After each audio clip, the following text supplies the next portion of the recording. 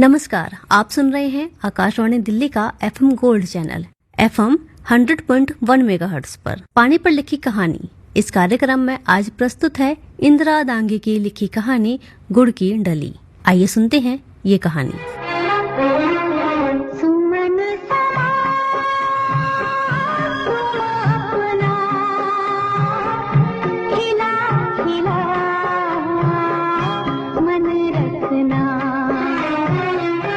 खुशबू लुटाते रहना, खुशबू लुटाते रहना, चाहे पड़े कांटों पे तन रखना, सुमन समा तुम अपना, खिला खिला मन रखना। 10 बरस की पायल सहेलियों के साथ रस्सी कूद रही है। खपरेल गांव में तपते बुंदेलखंड की लाल माटी पर लू धूल के नन्हे भंवर बना रही है।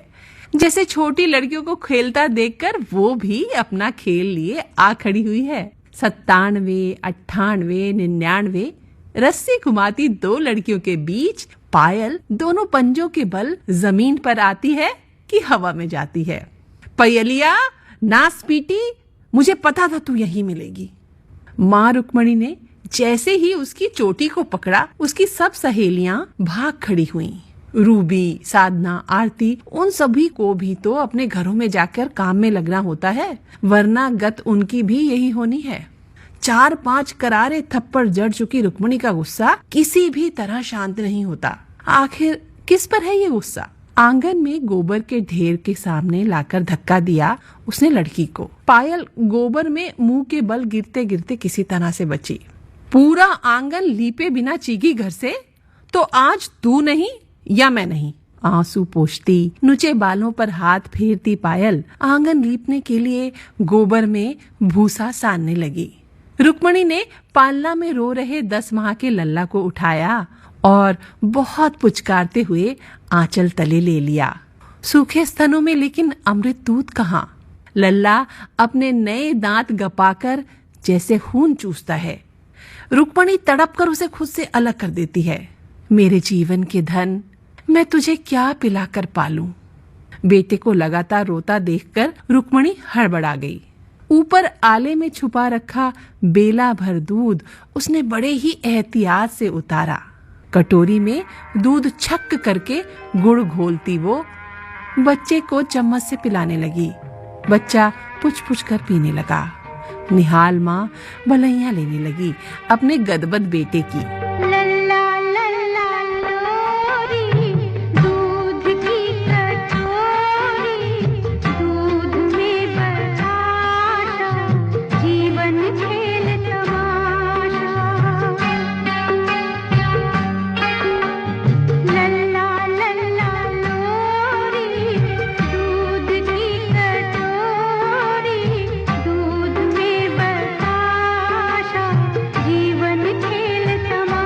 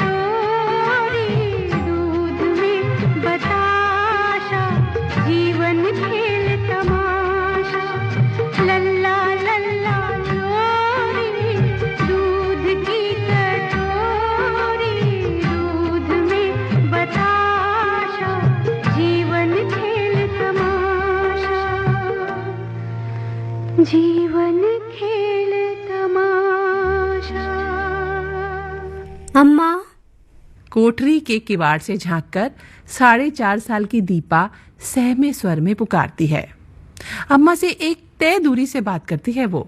ये उसने पायल जीजी से सीखा है। जैसे ही अम्मा मारने की मुद्रा में आए, दौड़ लगाकर पहुंच से बाहर हुआ जा सके। अम्मा हाथ में आए को भले पीट पाट ले अपनी हड़ीली पीली उंगलियों से, लेकिन वे 10-20 कदम दौड़ने में भी पिछड़कर हाँफने लग जाती है। सो वो जान गई है अपनी नन्ही बुद्धि से जीवन का ज्ञान। क्या है? अम्मा भूख लगी है। अभी तो खाई थी रोटी, घंटा भर पहले। दीपा चुप है, किसी गुनहगार की तरह, लेकिन उसकी रिरियाती दृष्टि में भूख साक्षात है। रुक्मणी सख्त चिढ़ती है इस नजर से। मर, खा ले। दीपा दौड़कर चौके में आती है। बांस की डलिया में धोती के टुकड़े में ढकी रोटियों में से एक रोटी खींच लेती है। वहीं बैठकर खाने लगती है। मोटी रोटी को मुंह भरकर बड़े बड़े कौरों में निगलती दीपा बीच बीच में अम्मा के चेहरे को भी देखती जाती है, कहीं अम्मा मारने न लगे। यहां से तो वो भाग भी नहीं सकती एकदम। पता नहीं निवाला अटका है कि मां की शिकन भरी दृष्टि का असर है कि रोटी खाती दीपा की आंखों में चुप चुप आंसू भर आए हैं। जा पानी पिया और थाली में तरकारी लेकर रोटी खा। मां ने कुछ नर्म लेकिन उसी स्थायी दूरी भरी आवाज में कहा। दीपा पानी पीने को जलधारा की ओर दौड़ गई। लटाए बालों, मैली फ्रॉक और धूल भरे हाथ पैरों वाली दीपा जलधारा के मटके से पानी लेकर ओख से पानी पी रही है। पायल आंगन लीप रही है। रुक्मणी दोनों बेटियों को देखकर एक गहरी सांस छोड़ती है। कम से कम बड़ी बेटी संध्या से तो वो निपटी। 4 महीने पहले ही सरकारी सम्मेलन में वो ब्याह कर विदा हुई। 15.5 साल की संध्या की उम्र 18 बरस लिखवाई उसने सरकारी सम्मेलन वाले कागजों में। तो सुबीते से बेटी के हाथ भी पीले हो गए। लल्ला के बापू का तो एक धेला भी खर्च नहीं हुआ पूरे ब्याह में। तभी भले आदमी से ये न बना कि उसे एक नई धोती ही दिलवा दी होती बेटी के ब्याह में, और उसके मतलबी मायके वालों से इतना भी न बना कि इस मौके पर कन्यादान लेने वाले जोड़े के लिए कपड़े भेजने की रस्म निभा देते। मारे ग्लानी के वो कुछ भी न बोली। कभी फेरी वाले से छुपे पैसों की खरीदी 150 की साड़ी पहनकर ही वो कन्यादान में बैठी, जबकि लल्ला के बापू कोरे कुर्ता पजामे पहने थे। वो याद करती है कितनी सारी चीजें मिली थी संध्या को सरकार से और सेठों की तरफ दान धर्म से। सिलाई मशीन, पलंग, अलमारी, प्रेस, साड़ी, चांदी की पायल, कुकर, रसोई के बर्तन और वो गैस चूल्हा। गैस चूल्हे की याद आते ही रुक्मणी का दिल कड़वाहट से भर उठा। विदाई की बेला में उसने गैस चूल्हा उठाकर अपने गांव जाने वाले ट्रैक्टर की ट्रॉली में रखा ही था कि दुल्हन बनी 15.5 साल की संध्या ने घूंघट उठाकर भरी सभा में उसे टोक दिया था। ए अम्मा, हमारा गैस चूल्हा वापस करो। ससुराल पक्ष के बूढ़े गदगद हो उठे। दुल्हन ससुराल में वफादार रहेगी। रुक्मणी पर तो खड़ो पानी पड़ गया। इस नास पीटी को अपनी गरीबन मां पर इतनी भी दया ना आई कि मुफ्त में मिला गैस चूल्हा उसकी तरफ छोड़ दे। पाल पोस कर इसी दिन के लिए बड़ा किया था। अब कभी ना बुलाएगी वो उसे अपनी देहरी पर। मोरछट, गौना, पच, कभी एक धेला एक लत्ता भी ना भेजूंगी किसी मौके त्योहार पर। तब पता चलेगी मायके वालों की कीमत। बनी रहे ससुराल की देहरी में। यूं तो इस घर में ऐसा कुछ कीमती है भी नहीं कि बड़ी बेटी को वो ससुराल भेजे। लाली लाली डोलिया में लाली रे दुल्हनिया, पिया की पियारी बोली बाली रे दुल्हनिया। लाली लाली डोलिया में लाली रे दुल्हनिया, मीठे बहन तीखे नैनों वाली रे दुल्हनिया। लाली लाली डोलिया में लाली रे दुल्हनिया, पिया की पियारी बोली बाली रे दुल्हनिया।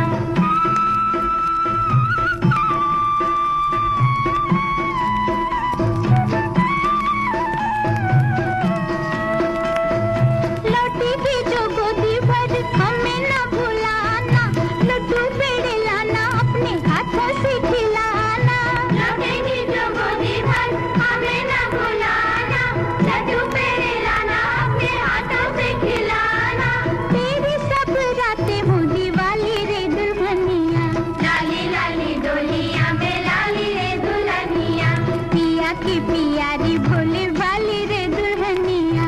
लाली लाली डोलिया में लाली रे दुल्हनिया, पिया की प्यारी भोली भाली रे दुल्हनिया।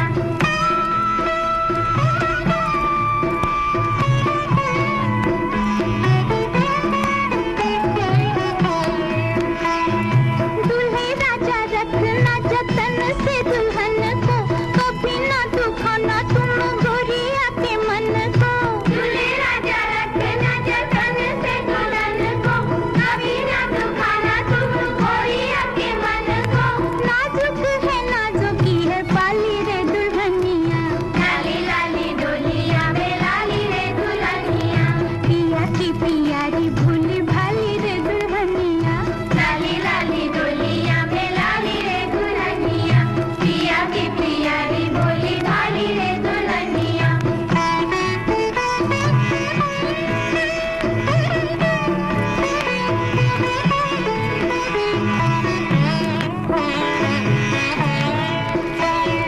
मन मुस्काए दोनों मुखड़ा छुपाए, भेद ना खोले ना तो बोले बतियाए। मन मुस्काए दोनों मुखड़ा छुपाए, भेद ना खोले ना तो बोले बतियाए। चुप जी जोड़ी मत वाली रे दुल्हनिया। लाली लाली डोलिया में लाली रे दुल्हनिया, पिया की प्यारी भोली भाली रे दुल्हनिया। लाली लाली डोलिया में लाली रे दुल्हनिया, पिया की प्यारी भोली भाली रे दुल्हनिया। लाली लाली डोलिया में लाली रे दुल्हनिया, पिया की प्यारी भोली भाली रे दुल्हनिया।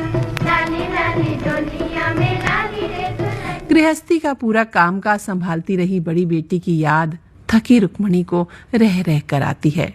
याद आती है तो क्रोध भी आता है, और सामने ये जो दो लड़कियां हैं ना, इन्हें देख देख कर उसका क्रोध भीतर सदा सुलगा सा रहता है। बेटियों से नजर हटाकर वो लल्ला को निहारने लगती है, जो इतना दूध पी चुका है कि अब उगल रहा है। अम्मा, किवाड़ की ओर से पायल झांक रही है, उसी स्थायी दूरी से, दौड़कर भाग सकने लायक। मत जा आज स्कूल, पहले पूरा आंगन लीप, फिर जाना पानी भरने। जाने दो ना मोड़ी को स्कूल। घास का गट्ठा आंगन में पटककर बूढ़ी गाय को छप्पर तले बांधा और चबूतरे पर बैठकर सुस्ताने लगा गृहस्वामी। धनी लौट आए हैं। प्रफुल्लित मन से रुक्मणी लल्ला को गोद में लिए कोठरी की देहरी पर आ गई। आज तो ये बड़े सवेरे ही गाय लेकर निकल गए थे। गाय भी चर कर आई है, और इतनी घास ये भी ले आए हैं कि आज के दोनों समय की सानी बच गई। रुक्मणी तो जैसे निहाल ही हो गई। बेटा पैदा करने की अपनी काबिलियत पर उसे बहुत गर्व महसूस हुआ। लल्ला का मुंह जिस दिन से देखा है, नशे में बुद्धि धनी की आंखें खुल गई हैं। पानी भरने तुम काहे नहीं जाओगी आज? मेहंदी रची है पाँव में? बीड़ी सुलगाते हुए राम प्रकाश ने कहा। रुक्मणी ने चुप रहना ही ठीक समझा। क्या पता मुंह से कोई तेज बात निकल गई तो 2-4 थप्पड़ तो यूं ही पड़ जाने हैं। मुझे खेत जाना है, फिर लल्ला को कौन देखेगा? डाल जाओ अपने सपूत को यहीं चबूतरा पे, पहले पानी भर कर लाओ और फिर खेत चली जाना। मोड़ा की फिक्र ना करना, आप नाहक परेशान होगे। और फिर इस मोड़ी को रोज ही स्कूल जाने का क्या चस्का है भला? घर के 4 कामों से जी चुरा कर वहां लड़कों के साथ हुड़दंग मचाने के सिवा करती ही क्या होगी बदमाशिन? वहां क्या करती होगी तू क्या जाने, स्कूल तो रोज ही जाना पड़ता है। मास्टर जी हाजिरी लगाते हैं, नहीं तो मार पड़ती है। जा तू पानी भर कर ला। स्कूल का मुंह तो राम प्रकाश ने भी कभी नहीं देखा था, लेकिन वो स्कूल जाने के फायदे जरूर जानता है। भाई स्कूल में खाना मिलता है, साल में 1 जोड़ी यूनिफॉर्म मिलती है, किताबें मिलती हैं और सालाना वजीफा भी तो मिलता है। इस साल बेटी के वजीफे से 2000 रुपयों से राम प्रकाश ने अपने लिए 2 जोड़ी नए कुर्ता पजामा खरीदे थे। गले में डालने को छन्नी तौलिया और प्लास्टिक के जूते अलग। वो जानता है उसी दिन से ये बैरन मोड़ी के स्कूल जाने के खिलाफ हो गई है। दीपा जा भैया को घुमा ला। 1 2 3 4 1 2 3 4 भैया बनो होशियार। 1 2 3 4 भैया बनो होशियार। सबका है कहना अनपढ़ ना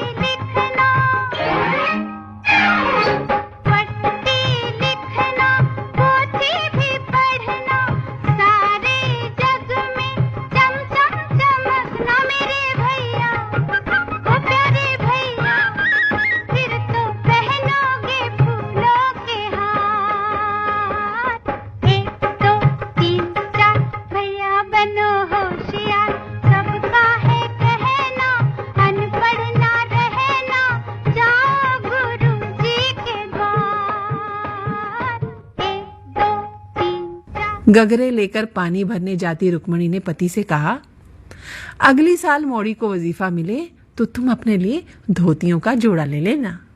हाँ, खूब पहन लिया वजीफे से धोतियों का जोड़ा। कछु सुख आपकी बड़ी मौड़ी दे गई, और ये तो और भी तेज है। वो कुड़बुड़ाती हुई चली गई। अपनी पंजर काया से 2 बड़े घगरे संभाले, जिन्हें अभी उसे भर कर लाना है कई बार। इस पूरे माहौल के बीच पायल ने फटाफट नहाकर यूनिफॉर्म पहन ली, 2 चोटियां बना ली और फिर किताबों का झोला उठाकर बाहर निकल गई। कच्ची सड़क पर झोला उठाए वो ऐसे दौड़ती चली जा रही है जैसे परिंदा उड़ान भरता है आसमान में पहुंचने के लिए। स्कूल उसे बहुत अच्छा लगता है, इतना अच्छा कि जब वो स्कूल में नहीं होती तब भी वो स्कूल के बारे में ही सोचती रहती है। हर दिन जब भी स्कूल खुलता है पायल स्कूल जरूर आती है, चाहे घर पर कितनी ही मार खा ले। इसके लिए नाखून काटने चाहिए। उसके झोले में पन्नी में लिपटी ब्लेड की आधी पत्ती हमेशा होती है। अपने भी नाखून काटती है और दीपा के भी। दांत सुबह और रात को मांजने चाहिए। 2 समय दातुन करना उसके लिए खाना खाने जितना ही जरूरी काम है। अब रोज नहाना चाहिए। पायल अब साल के 365 दिन नहाती है, चाहे ओले ही क्यों ना बरस रहे हो आसमान से। साफ कपड़े पहनना चाहिए। अपने कपड़े धोने के लिए पायल हिंगोटे बीन लाती है पास के जंगल से। स्कूल में सुनी सीखी हर बात जैसे उसकी अपनी आत्मा का आदेश होता है उसके लिए।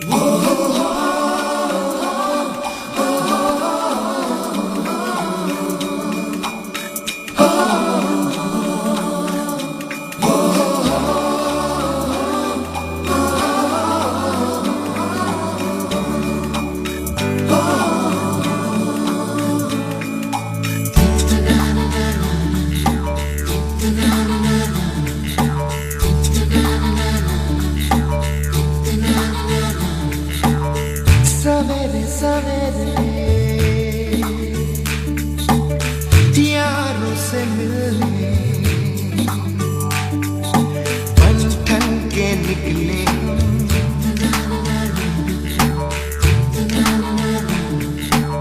सवेरे सवेरे यारों से मिलने घर से दूर चले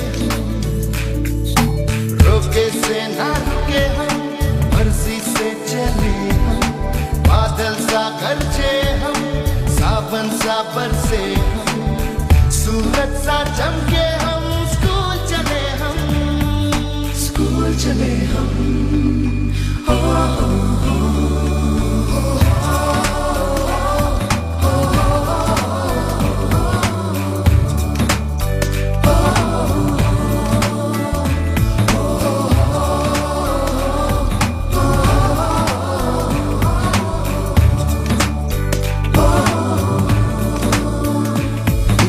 दरवाजे से दुनिया के राज खुलते हैं।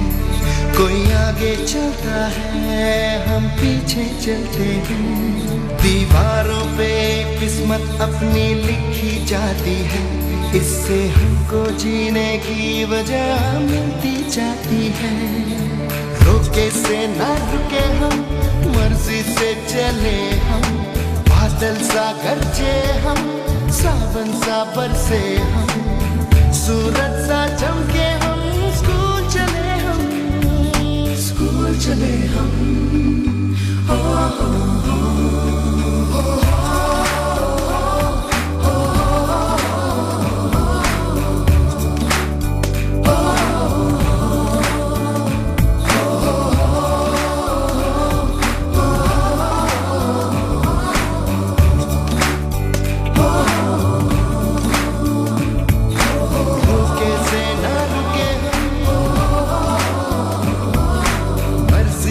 चले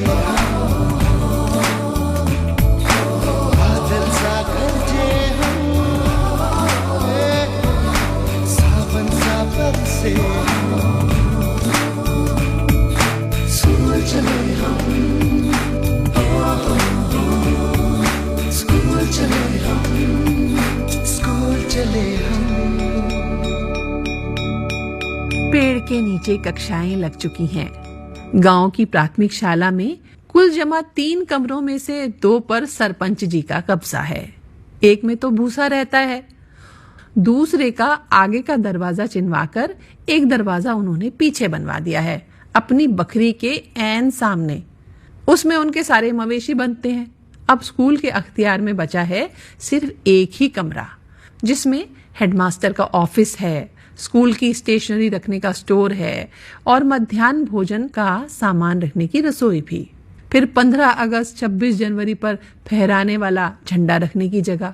हर संभव तरीके से उसका उपयोग किया जाता है। कक्षाएं वो पेड़ के नीचे लगती हैं, जहां आवारा मवेशी भी फिरते हैं और कुछ श्वान भी। कक्षा के समय के अलावा छात्र छात्राएं इस मैदान से गोबर इकट्ठा करते देखे जा सकते हैं, जिसके लिए अलग से पन्नियां वो अपने पस्तों के साथ लाते हैं। पेड़ के नीचे कक्षा लगी है। पायल चुपके से आकर टाट पट्टी के अंतिम सिरे पर बैठ गई है। ब्लैक बोर्ड पर सवाल लिखते शिक्षक ने उसे देख लिया, पर बुलाकर सजा नहीं दी है। शिक्षक एक निराश शिक्षाकर्मी है, जो शहर से बस पकड़कर साइकिल चलाकर हर दिन गांव आता है स्कूल में पढ़ाने। उच्च शिक्षित होने के बाद भी उसे यही नौकरी मिल सकी, जो ना तो स्थायी है ना वेतन ही पर्याप्त है। पर इस नौकरी के लिए भी उम्मीदवार हजारों में थे। यहाँ तो सरकारी चपरासी की नौकरी के लिए भी पीएचडी होल्डर से लेकर MBA तक मिल जाते हैं। शिक्षक बिना नागा के पढ़ाने आता है। एक छोटी सी नौकरी का तलबगार हूँ मैं, एक छोटी सी नौकरी का तलबगार हूँ मैं। तुमसे कुछ और जो मांगूं तो गुनहगार हूँ मैं। एक छोटी सी नौकरी का तलबगार हूँ मैं।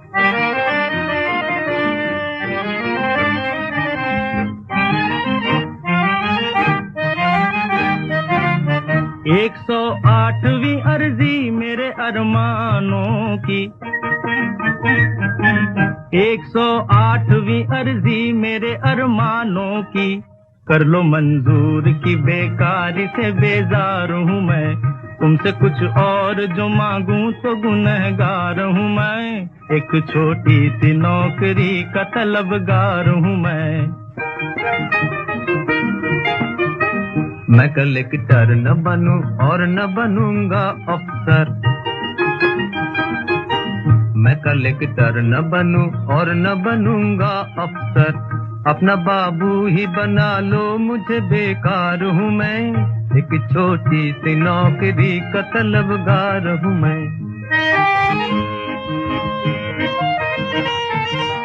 मैंने कुछ घास नहीं काटी किया BA पास। मैंने कुछ घास नहीं काटी किया BA पास।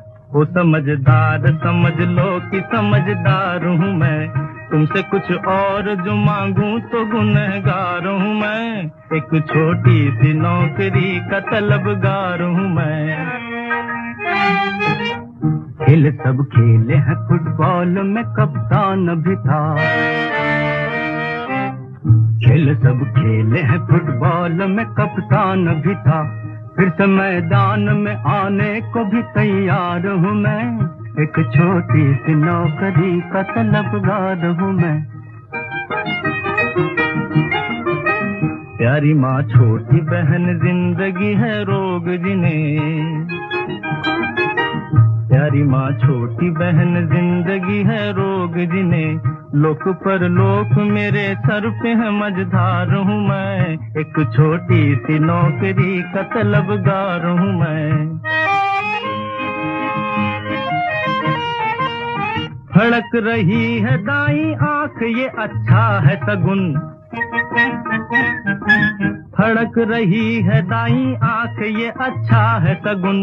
हाँ जो हो जाए तो इस पार से उस पार हूँ मैं। तुमसे कुछ और जो मांगूं तो गुनहगार हूँ मैं। एक छोटी सी नौकरी का तलबगार हूँ मैं। एक छोटी सी नौकरी का तलबगार हूँ मैं। ब्लैक बोर्ड पर सवाल लिखा जा चुका है। बच्चे अपनी कॉपियों में सवाल हल कर रहे हैं। वो वहां सबसे पीछे क्या कर रही है? शिक्षक को अब अपनी इस छात्रा पर गुस्सा आया। एक तो देर से आई है, फिर धूल में खेल रही है, पूरी कक्षा सवाल हल करने में व्यस्त है। सर हरी संटी हाथ में लिए चुपचाप टहलते हुए पीछे तक आए हैं। ये क्या? सवाल का रफ कार्य पायल एक सीख से धूल पर लिखकर कर रही है।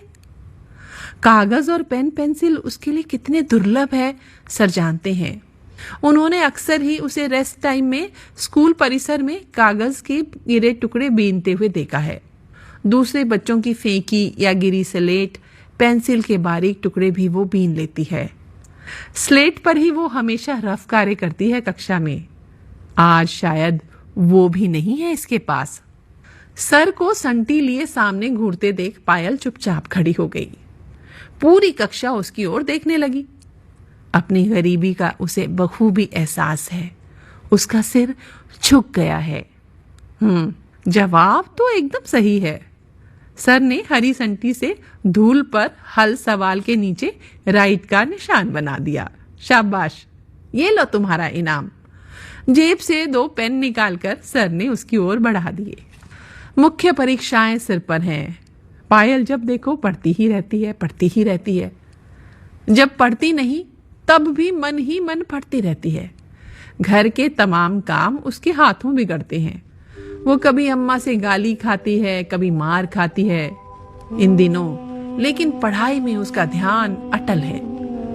उसके भीतरी अंधेरों में जैसे कोई ज्योति जगमगा रही है। अंधेरा ज्योति पर एकाग्र, ज्योति अंधेरे पर एकाग्र। पढ़ाई के लिए पायल और पायल के लिए पढ़ाई। एक अंधेरा लाख सितारे, एक निराशा लाख सहारे। सबसे बड़ी सौगात है जीवन, नादा है जो जीवन से हारे। एक अंधेरा लाख सितारे, एक निराशा लाख सहारे। सबसे बड़ी सौगात है जीवन, नादा है जो जीवन से हारे। एक अंधेरा लाख सितारे।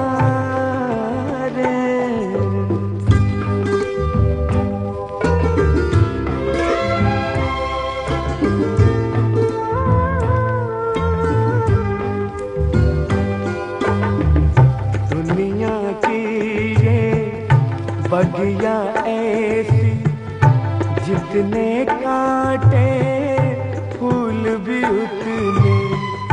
दुनिया की ये बगिया ऐसी, जितने कांटे फूल भी उतने।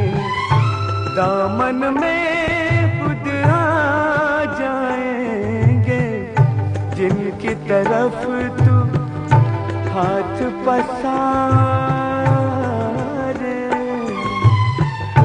एक अंधेरा लाख सितारे। आंगन में लालटेन जल रही है। झटपट खाना खाकर पायल फिर लालटेन के पास आ बैठी और किताब कॉपियां खोलनी।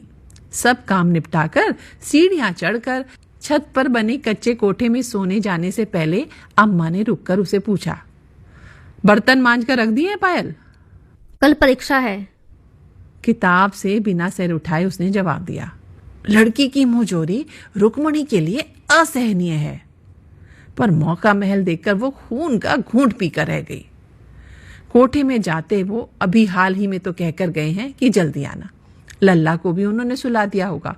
अब ऐसे समय में वो इसे पीटेगी तो इस कल मुही की चीख पुकार से कहीं धनी नाराज ना हो जाए। पड़ोसी सुनेंगे तो फिर बुराइयां होंगी। दांत मिसमिसाती रुक्मणी हाथ में रस्सी का मांजन लिए राख में बर्तन घिसने बैठ गई। पढ़ के बनेगी तू कलेक्टर नहीं। देखना अम्मा, कलेक्टर ही बनूंगी। देख, मुंह की बात छीनती है। लड़की जात को ऐसी मुंहजोरी शोभा नहीं देती। लिख ले आज, मेरी बात अगर झूठी पड़ जाए तो तेरा धनी है ना, तुझे जूते से मारेगा, जूते से। अम्मा, तुम पति को धनी क्यों कहती हो? धनी तो जानवर के मालिक को कहते हैं ना। बेटी के इस सवाल पर अवाक रह गई रुक्मणी। सूझा ही नहीं क्या जवाब दे। वो जल्दी जल्दी बर्तन धोकर कोठे में जाना चाहती है, कहीं वे सो न जाए। अम्मा, अक्सर की तरह आज भी सीढ़ियां चढ़ती माँ की धोती की कोर पकड़ ली नन्ही दीपा ने। अम्मा मैं तुम्हारे पास सोऊंगी, बस आज अम्मा, बस आज। माँ ने देखी उसके स्वर की ही नहीं, आंखों की भी कातर याचना। रुक्मिणी ने नन्ही मुट्ठी की पकड़ से अपनी धोती का किनारा झटक लिया और किसी पुर्जे की तरह सीढ़ियां चढ़ती चली गई। जीजी, सोने चले? अकेले डर लगता है। तू यहीं ले आ अपनी कथरी, यहीं सो जा। किताब से नजर नहीं हटी उसकी। दीपा अपनी कथरी और तकिया घसीटते ले आई है आंगन में। जीजी, अब क्या है? नींद नहीं आती तो पढ़ ले। स्लेट पर वर्णमाला लिखने को दे दी 10 साल की गुरु बहन ने 4.5 साल की शिष्या बहन को। कुछ देर लिखती, कुछ देर चित्र बनाती दीपा जी की गोद में सिर रखकर सो गई। पायल अपनी पढ़ाई करती है और दीपा को थपकी भी देती जाती है।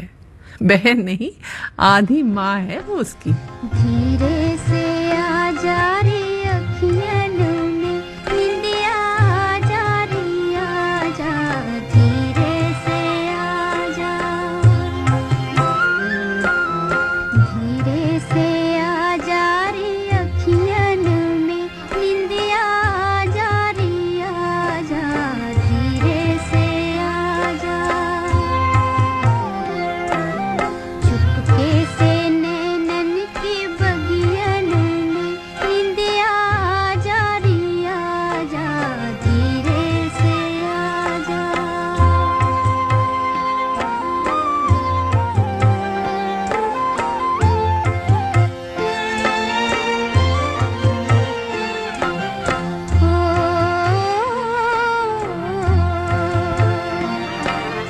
लेकर सुहाने सपनों की कलियां, सपनों की कलियां,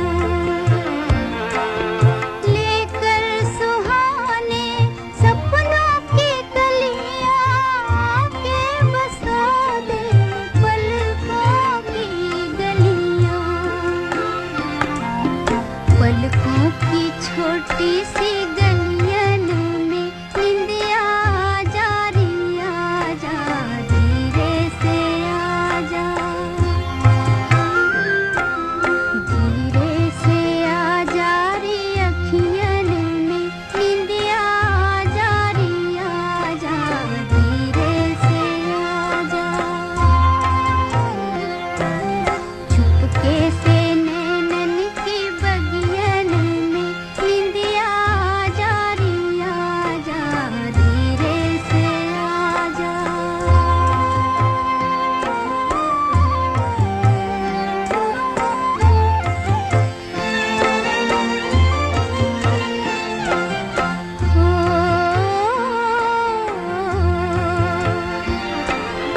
तारों से छुपकर, तारों से चोरी, तारों से चोरी,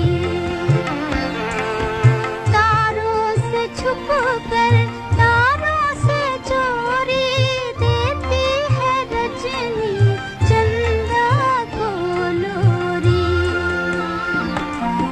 हंसता है चंदा भी निंदियन में निंदिया आ जा रे आ जा, धीरे से आ जा, धीरे से आ जा रे अखियन में निंदिया आ जा रे आ जा, धीरे से आ जा, चुपके से नैनन की बगियन में निंदिया आ जा रे आ जा। स्याह रात ढल रही है। आसमान का अनंत अंधकार देख रहा है एक गांव के एक आंगन में रोशनी है और दीपशिखा सी उज्जवल एक लड़की पढ़ रही है और पढ़ ही रही है। रुक्मिणी लल्ला की मालिश कर चुपकर उठी है अब उसको दूध पिलाने के लिए। स्कूल से लौटी पायल को आंगन में पैर रखते देखकर ही उसने कोठरी से चिल्लाकर कहा, जा गाय को चरा कर ले आ, और सुन हैंडपंप से पानी भी पिलाती है ना याद से। अम्मा।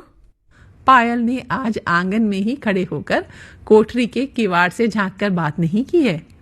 डर की स्थायी दूरी को तय करती वो भीतर आकर खड़ी हो गई है अम्मा के ठीक सामने। क्या है? ट्यूशन पढ़ाने का काम मिल गया है आज, वहीं तुरंत। बड़े स्कूल से लौटने के बाद सरपंच जी के घर 1 घंटा ट्यूशन पढ़ाना है उनके नाती को। हैं? तुझे? कैसे? मेरा 5वीं का रिजल्ट आया है, पूरे स्कूल में प्रथम आई हूँ। रुक्मणी की हथेली पर गुड़ की डली है और वो सोच रही है क्या इस गुड़ की डली को अपनी बेटी को दे।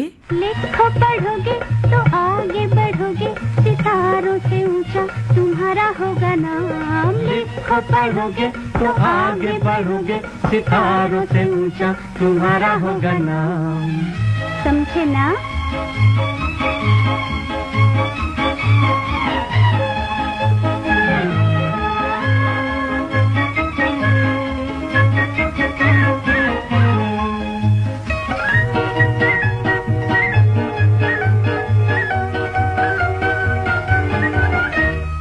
छुट्टी मिले तो खिलौनों से खेलो, छुट्टी मिले तो खिलौनों से खेलो, जल्दी से फिर तुम किताबों को ले लो, जल्दी से फिर तुम किताबों को ले लो। जी न चुराओ, बातें न बनाओ, जाहिर रहोगे तो होगे बदनाम। लिखो पढ़ोगे तो आगे बढ़ोगे, सितारों से ऊंचा तुम्हारा होगा नाम। अलिफ से बोलो क्या होता है?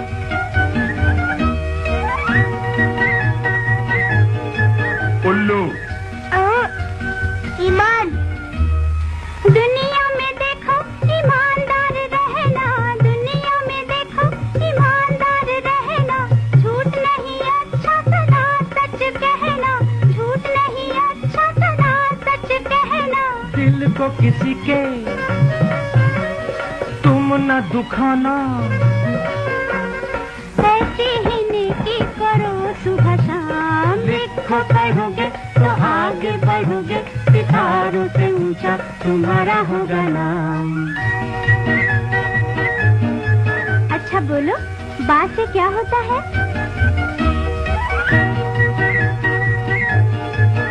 बंदर। बहादुर। बन के बहादुर तुम अपने वतन के, बन के बहादुर तुम अपने वतन के, निगे बाहर रहना तुम अपने चमन के, निगे बाहर रहना तुम अपने चमन के। इसको संभालो, गले से लगा लो, हो आजाद अब तो ना होना फिर गुलाम। लिखो पढ़ोगे तो आगे बढ़ोगे, सितारों से ऊंचा तुम्हारा होगा नाम।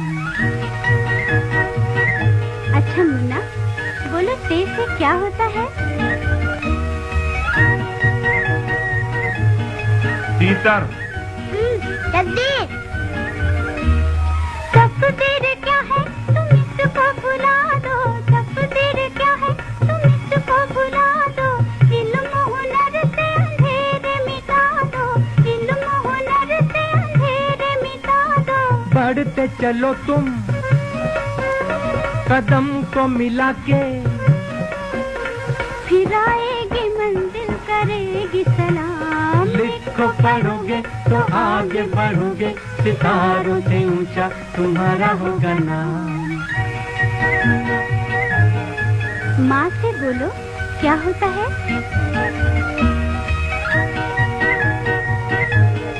मुर्गा। मजदूर। मजदूर निकले हैं तान के सीना, ये मजदूर निकले हैं तान के सीना, तुम भी करो